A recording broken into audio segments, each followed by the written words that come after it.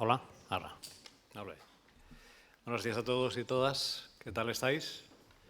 ¿Bien? Bueno. Como sabéis, hoy es el último capítulo, por así decirlo, de esos 4 domingos en los que se ha tocado el tema de conocer a Dios. Hasta aquí hemos visto que Dios es amor, que Dios es santo y justo, que Dios es fiel, y hoy nos toca ver que Dios es soberano. Quizá ese debía ser el primero, porque resumiría un poco los demás, pero ha tocado así, está escrito así y así lo vamos, y en la voluntad de Dios vamos a tratar de desarrollarlo y de hacerlo. Tanto los que me han precedido a la hora de compartir estos aspectos de Dios, como yo mismo, somos conscientes de que nuestra limitación mental como seres humanos nos impiden tener un conocimiento amplio, completo de quién es Dios. Y para ponerlo de forma gráfica he traído un PowerPoint hoy manual, un PowerPoint sencillo, pero al mismo tiempo gráfico. Todos sabéis que el PowerPoint nos sirve para ilustrar con imágenes lo que pretendemos decir o algo de lo que queremos compartir. Y hoy también os he traído uno que es muy sencillo, pero creo que al mismo tiempo muy gráfico.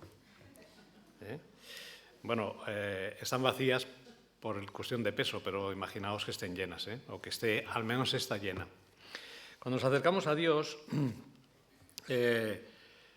pretendemos, bueno, antes una pregunta. ¿Quién considera o cree que el agua que puede albergar completamente esta garrafa, que esté llena hasta aquí, puede entrar en esta botella que tengo aquí? ¿Alguien considera que eso es posible? ¿Verdad que no? José Luis dice que sí o que no. Es verdad, es imposible que todo el agua que hubiera aquí cupiera o entrara en esta botella. Cuanto más si lo que pretendiéramos poner en esta botella fuera el contenido del mar, el mar Mediterráneo que está a nuestro alrededor, ¿no? Y eso es lo que en ocasiones nos pasa cuando nos acercamos a Dios, que pretendemos con nuestra mente, con nuestras capacidades humanas, entender quién es Dios, no que es un reflejo que está contenido en esta garrafa o que está contenido en el mar, y pretendemos de alguna forma llenarnos para tener un conocimiento pleno de quién es Dios. Bueno, eso es imposible. Lo sabemos, igual que esta imagen que os he traído, es completamente imposible que podamos entender y comprender quién es Dios. Todos sabemos, y quizá habéis oído hablar, hay una película hace años ya que fue presentada, es Mensajes en una botella. Es verdad que el mar no puede contenerse en una botella, pero sí que hay muchas botellas, desgraciadamente, que hay en nuestros mares, ¿no? Botellas similares a esta o de otro tamaño. Es imposible que podamos contener en una botella todo lo que hay aquí. Es imposible que podamos contener en nuestra mente todo lo que es Dios. Cualquiera de sus atributos, cualquiera de sus de cómo es Él, cualquiera de sus actividades o funciones, que hemos visto algunas de ellas en estas semanas y que hoy nos habla de una que creo que es, digamos, que abarca un poco el ser de Dios, que es su soberanía. Es imposible que podamos contenerla aquí. Pero a veces nos contentamos con tener en esta botella un poquito de lo que es Dios. Y a veces nos contentamos con tener unas gotitas de lo que es Dios. O a veces tratamos de llenarla en nuestra capacidad mental, toda la capacidad de lo que podemos entender y conocer de Dios, que será siempre absolutamente insuficiente de cómo es Dios, pero que de alguna forma nos ayudará a entender quién es Él. Voy a retirar estos objetos porque creo que la idea la habéis captado rápidamente. Es impensable, irracional e imposible, pero es lo que tratamos de hacer a veces con Dios, es decir, llenarnos con lo que conocemos de Dios, y en muchas ocasiones es tan poco, es tan, por así decirlo, tan irrisorio lo que conocemos de Dios, que debe de ser o debiera de ser para nosotros un reto poder aprender o conocer más de quién es Él. todos los aspectos. Y la Biblia nos habla acerca de muchos aspectos de quién es Dios, de cómo es Dios, y eso no debe significar o no debe ser o no debemos de tener un sentido de frustración o de abandono, de decir, bueno, como no alcanzo a saber quién es Dios, a veces nos conformamos con un poquito de lo que es Dios y eso ya nos vale. Debemos de tener el reto y la voluntad y el deseo de ampliar nuestro conocimiento de quién es Dios y de crecer continuamente en quién es Dios. Y eso, la única forma de hacerlo es acercarnos a su palabra, meditarla, trabajar y entender y estudiar lo que esa palabra nos dice. Evidentemente, para hablar del tema que estoy hablando hoy, hay teólogos en la Iglesia que nos ayudarían a entenderlo mucho mejor. Permitirme que dé algunas pinceladas solamente, pero seguro que hay hermanos aquí que tienen la capacidad suficiente, mucho mejor que yo, para poder explicar y exponer teológicamente ese tema que hoy tenemos por delante. Quiero haceros solamente una mención con respecto a que tenemos la capacidad de entender a Dios, no de forma completa y absoluta, porque es imposible, pero sí suficiente para nuestra vida, para que nosotros crezcamos y desarrollemos y somos retados y animados a seguir conociéndole a Él, a seguir ampliando nuestro conocimiento, a ser que nuestra botella vaya creciendo o vaya ampliándose, es decir, vaya absorbiendo más el conocimiento de Dios. Efesios capítulo 3, versículos 17 y 19, leemos una oración de Pablo hacia los Efesios que decía: para que habite Cristo por la fe en vuestros corazones, a fin de que, arraigados y cimentados en amor, seáis plenamente capaces de comprender con todos los santos cuál sea la anchura, la longitud, la profundidad y la altura, y de conocer el amor de Cristo, que excede a todo conocimiento, para que seáis llenos de toda la plenitud de Dios.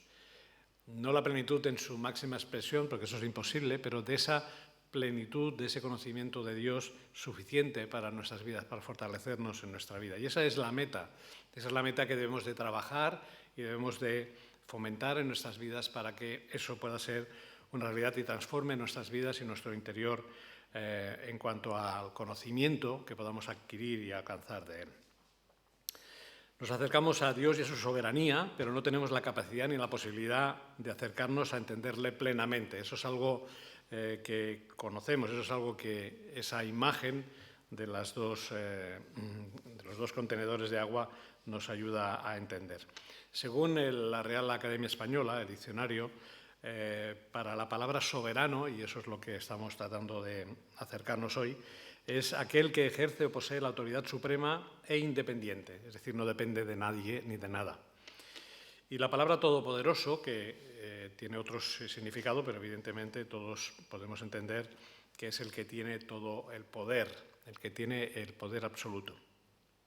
Desde la perspectiva humana, desde nuestra mente como humanos, la figura más cercana a un soberano, a alguien que posee toda la autoridad suprema o al que todo lo puede, la encontramos en un rey, en un dictador, en un autócrata, personajes que a lo largo de la historia, también en la Biblia, y veremos, como citaré un ejemplo, que ejercen un completo dominio y poder, normalmente arbitrario, es decir, según su deseo y su designio, sobre sus posesiones y sobre sus súbditos.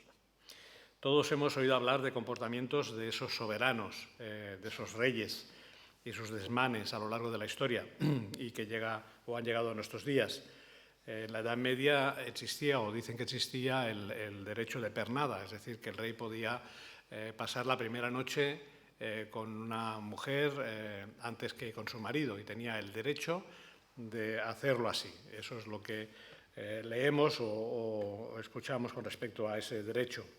O el derecho sobre la vida y la muerte que ejercían sobre sus súbditos, a quien daban vida y a quien daban muerte, por cualquier circunstancia o cualquier cosa que hubiera hecho y que no hubiera agradado a ese rey o a ese poderoso. Son derechos autoadjudicados, es decir, derechos que por descendencia pasan de reyes a hijos o bien por imposición, mediante una guerra, mediante un golpe de Estado, etc. Es decir, personas que se autonombran o que reciben la potestad de ser los reyes o los dictadores de una región o de una zona. No sé si habéis oído hablar, supongo que sí, Atila, el rey de los hunos, se dice, era el siglo V aproximadamente de nuestra era, que por donde pisaba su caballo no crecía la hierba. Es una frase que yo oí cuando era muy joven, pero que se atribuye a este rey. Tal era la atrocidad con aquellos a los que derrotaba. Ahora, la Biblia también nos ilumina acerca de los desmanes de reyes y faraones de la época, y quiero recordaros, hacer mención de los asirios y los babilonios y otras tribus de aquel tiempo, los desmanes y cómo que ejercían sobre aquellas tribus o ciudades o naciones que conquistaban y sobre las personas a las que conquistaban. El libro de Daniel nos habla de la figura del rey Nabucodonosor, donde encontramos también muestras de cómo actuaba él, de su trato con aquellos a quienes conquistaba, incluso no solamente a ellos, sino también a sus propios súbditos, ¿no? Es verdad que no todos los reyes actuaron de la misma manera, no todos los reyes en la Biblia se nos citan que fueran como estos, más bien sanguinarios, sino que también habían algunos reyes no del pueblo de Israel, aunque también del pueblo de Israel, que fueron sanguinarios, sino reyes como el rey Ciro, que permitió al pueblo regresar a la tierra, a su tierra. En Esdras capítulo 1:1 vemos el decreto de este rey, ¿no? Es decir, reyes que en un sentido fueron dadivosos con aquellos súbditos que tenían. Pero la mayoría de reyes, la mayoría de aquellos personajes eran más bien sanguinarios y trataban o maltrataban a aquellos que conquistaban. Sin ir más lejos, en la era moderna o en los tiempos actuales, quizá menos visibles que la forma de actuar de aquellos reyes en aquellos tiempos, menos salvajes en sus formas de hacer, pero existen reyes y dictadores que campan a sus anchas con sus fechorías hoy en día también. Quizá de una forma más sutil, de una forma diferente, quizá no tan sangrienta, pero que siguen haciendo lo que quieren. También la Biblia además nos advierte de la figura del anticristo y su actuación final, al final de los tiempos. Y todos leemos en Daniel y sobre todo entre Daniel y el libro de Apocalipsis veremos un poco las actitudes de este personaje que encontramos ahí. En definitiva, la imagen de un soberano que encontramos en la historia secular y también en la Biblia es una imagen cuanto menos dolorosa y no deseada, porque es una imagen que nos repele, ¿no? Que no nos gusta esa forma de actuar y de hacer. Y en muchas ocasiones son estas las gafas con las que nos acercamos a la soberanía de Dios. Es decir, teniendo en nuestra mente esa forma de actuar, esa manera de hacer, de dioses que conocemos, que la historia nos ha detallado, que la Biblia nos detalla, y entendemos que ese ser rey de la época actual o pasada, poderoso, y a través de ese enfoque que tenemos, con esa visión que tenemos, tratamos de analizar o de transferirla a Dios. Pero debemos de analizar y conseguir la imagen correcta de quién es nuestro Dios. Por eso, por encima de todo, ese Dios que manifiesta su soberanía y su poder sobre cualquier forma humana está añadida a toda la serie de atributos que encontramos de él en la Biblia respecto a su persona. No es ese Dios soberano que evidentemente, y ahora veremos algunos versículos y algún texto que nos hablan en cuanto a ello, que tiene poder absoluto sobre todo, sino que ese poder lo aplica de una forma justa, con amor, etcétera. Todos esos atributos que vienen añadidos a ello. Por lo tanto, cuando hablamos de soberanía de Dios, debemos de entender que Él es soberano, es Dios, puede hacer y hace lo que Él quiere, pero también lo hace de acuerdo a cómo es Él. Y ahora veremos algo acerca de esto. Por ello tenemos que cambiar de gafas, tenemos que no utilizar las mismas gafas que tenemos en nuestra mente humana en base en cómo y de qué forma se comportan los reyes de este mundo y acercarnos a lo que en la revelación de Dios encontramos para entender la soberanía de Dios, que no funciona con el autoritarismo y la prepotencia que vemos a nuestro alrededor, que no actúan de la misma manera. No podemos separar de la soberanía de Dios, como decía, los atributos que en su palabra encontramos. Algunos de ellos se han citado en estas 3 últimas semanas, pero hay muchos más que no se han podido comentar, pero que encontramos en la palabra de Dios. El concepto, la visión que el hombre puede alcanzar sobre Dios será siempre limitado y en muchas ocasiones inadecuado o equivocado. Si buscamos la comparación con nuestro grado de conocimiento y tendemos siempre a comparar, ¿no? ¿A qué podemos comparar a Dios? Y ahora analizaremos Isaías 40 con respecto a esto. Dios es el incomparable. No podemos ni debemos compararlo con nuestra perspectiva, con nuestra visión humana, porque Dios es infinito e incomparable. La revelación que nos permite un conocimiento correcto de Dios es la que aporta la palabra de Dios, la Escritura. La soberanía de Dios es la suma de sus atributos. Los teólogos, o algunos teólogos, agrupan los atributos en diferentes formas y maneras. Hay muchos los agrupan de una forma o de otra. La más sencilla que he encontrado y la más, digamos, más conocida o más próxima, para aquellos que no somos teólogos o profundizamos en ello en demasía, es la forma en algunos en los atributos de Dios que son comunicables y los que son incomunicables. Es decir, los comunicables son los que, estando en Dios en un grado absolutamente infinito, pero que comunica y puede comunicar directamente al hombre a través de su palabra. Y los incomunicables son aquellos que hablan de la esencia divina, de quién es Dios, y que no se comunican de una forma directa hacia las criaturas. Por lo tanto, así tenemos atributos que se distribuyen de esta manera, atributos que tienen que ver con qué es Dios, y eso es su esencia, que es uno, que es espíritu, que es infinito, y otros más. Otros que son atributos operativos, es decir, cómo Dios hace o qué está haciendo Dios o qué hace Dios, que piensa, que quiere, que puede, es decir, habla de la verdad de Dios, de su amor, de su poder. Eso es cómo actúa Dios. Y atributos morales también, cómo se comporta Dios, es decir, cómo actúa Dios con sus criaturas, con bondad, con santidad, con justicia, y podríamos añadir algunos más.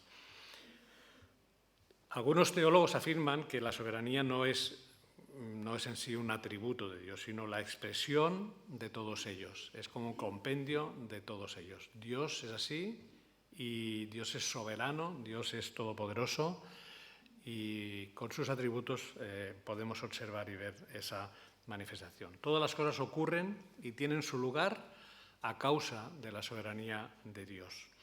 Ahora, para acercarnos a este concepto de soberanía, es interesante saber qué es la soberanía, ¿no? Hemos hablado del que todo lo puede.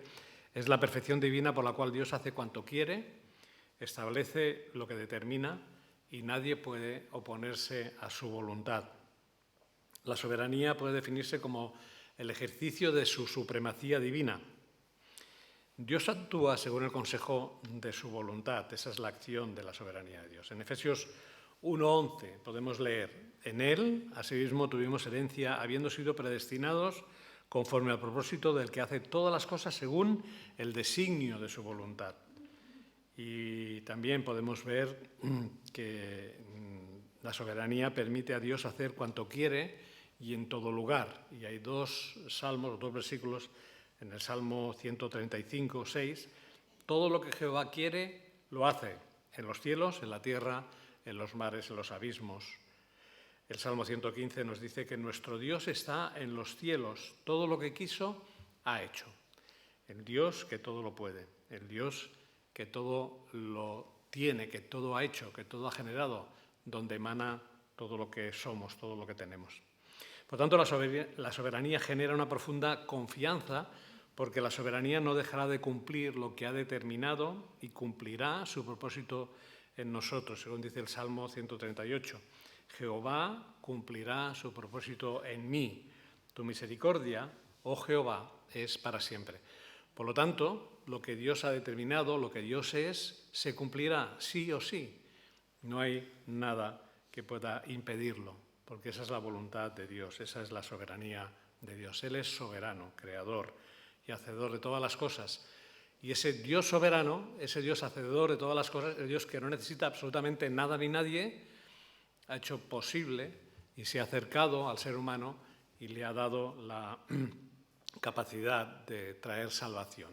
Y la mesa y Eliseo nos recordaba hace unos minutos con respecto a esto, ¿no? Como un Dios soberano que está por encima de todo, que no hay nada ni nadie que pueda acercarse a Él, ni que pueda compararse a Él o que pueda comparar algo con Él, ese Dios que no necesita de nosotros, que no nos necesita, ha tenido el amor y la misericordia. Ha manifestado algunos de los atributos que hemos compartido estos días o otros para acercarnos a cada uno de nosotros. Buscando esta idea de acercarnos a quién es Dios, a la soberanía de Dios, vino a mi mente, hay muchos versículos en la Biblia que nos hablan acerca de ello.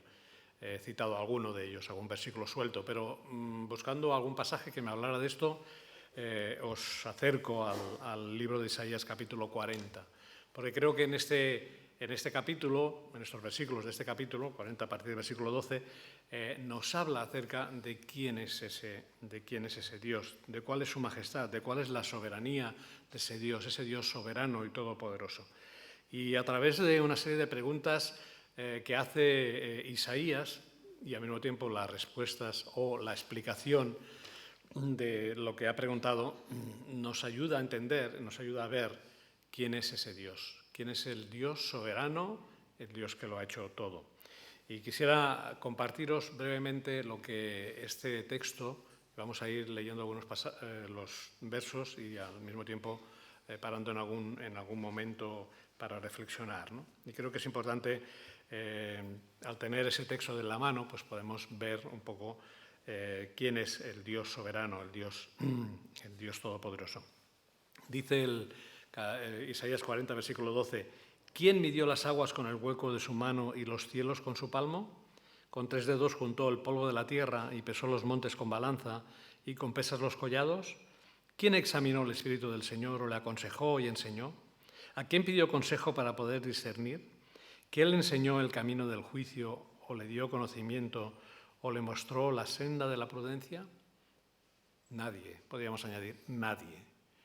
Nadie ha podido ayudarle, si cabe, nadie ha podido hacer lo que el Señor ha hecho, lo que Dios ha hecho.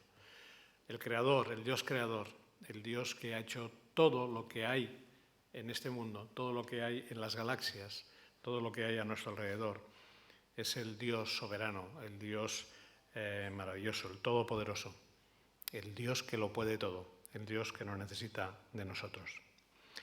Y los tres versículos siguientes del 15 en adelante hace una reflexión después de las preguntas que ha hecho sobre quién es ese Dios y cómo ve ese Dios o cómo nos ve ese Dios. Dice que las naciones son para él como la gota de agua que cae del cubo y como polvo menudo en las balanzas le son estimadas. Las islas son como polvo que se desvanece, ni el Líbano bastará para el fuego, ni todos sus animales para el sacrificio. Ante él nada son todas las naciones, para él cuentan menos que nada, menos que lo que no es.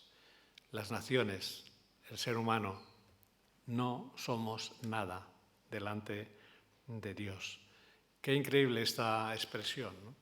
De manifestar la grandeza de Dios, su poder, su inmenso poder, con nuestra pequeñez, con nuestra miseria, con que no somos nada. Versículo 18. ¿Con quién compararéis a Dios? ¿A qué imagen lo asemejaréis? Es decir, si queremos o quisiéramos acercarnos a Él, comparar a Dios con algo, ¿qué haríamos? Y la respuesta es: el artífice prepara la imagen de talla, el platero le extiende el oro y le funde cadenas de plata. El pobre escoge, para ofrecerle, madera que no se apolille. Se busca un maestro sabio que le haga una imagen de talla que no se mueva. Ese es el intento del ser humano para buscar algo o intentar acercarse a Dios. Pero Dios es el incomparable. A Dios no podemos compararlo con nadie.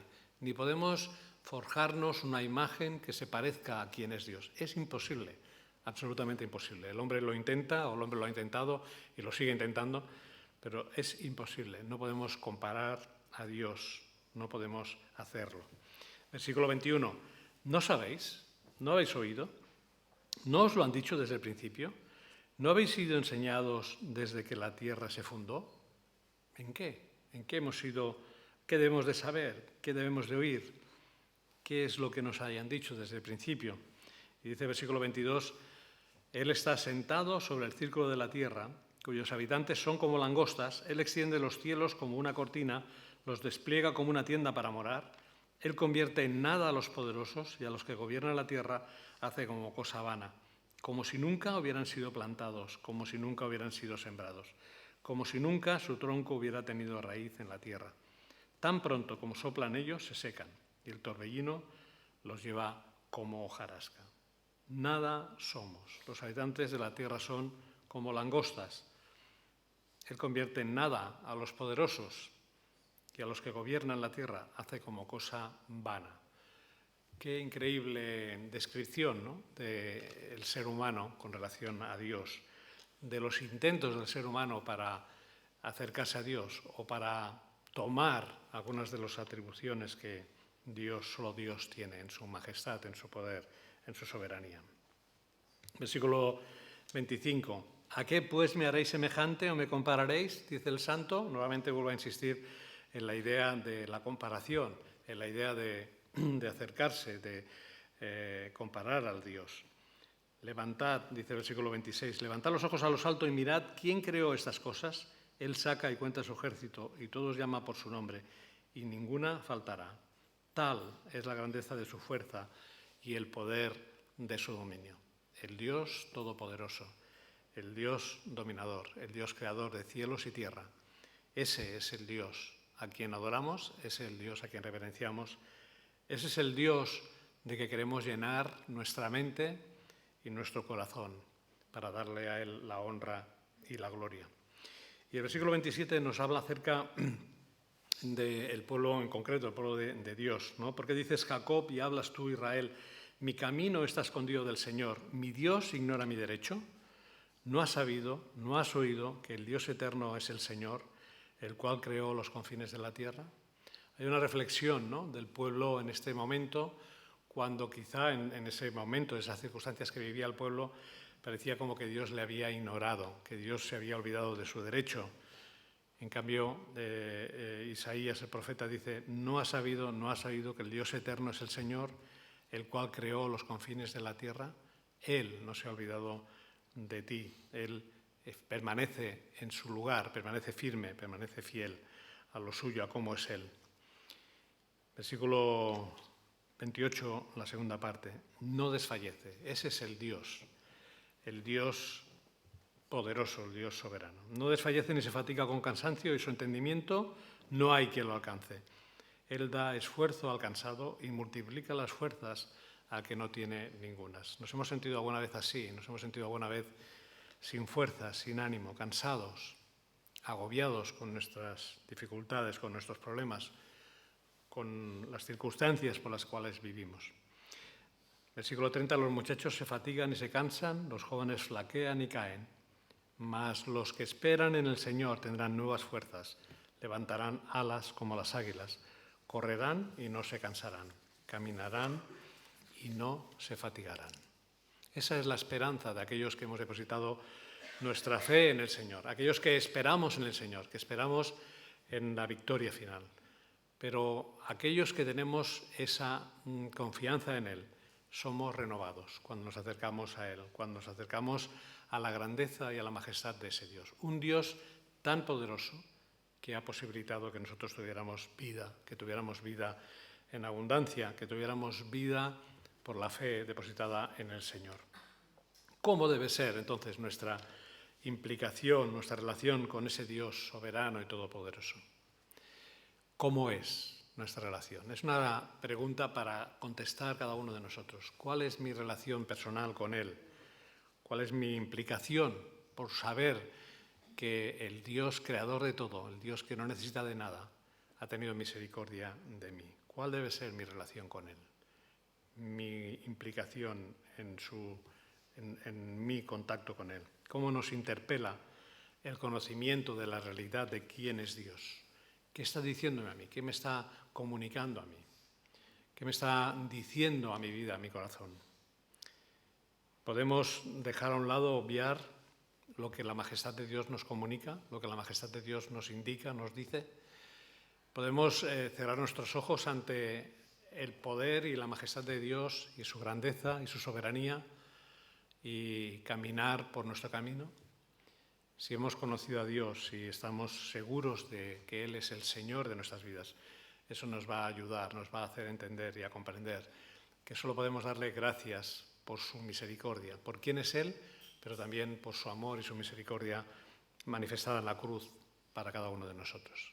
Que el Señor nos ayude a seguir reflexionando, y ese texto que encontramos juntamente con otros sin duda que hay en la palabra de Dios nos ayuda a entender y a ver cuán grande es Él y cuán pequeños somos cada uno de nosotros, pero que ese Dios grande, inmenso, incomparable, se ha hecho cercano en la persona del Señor y nos ha dado vida. Que el Señor nos ayude y nos bendiga y que nos ayude a elevar un cántico de gratitud, de adoración y de alabanza por quien es Él. Vamos a terminar con una oración.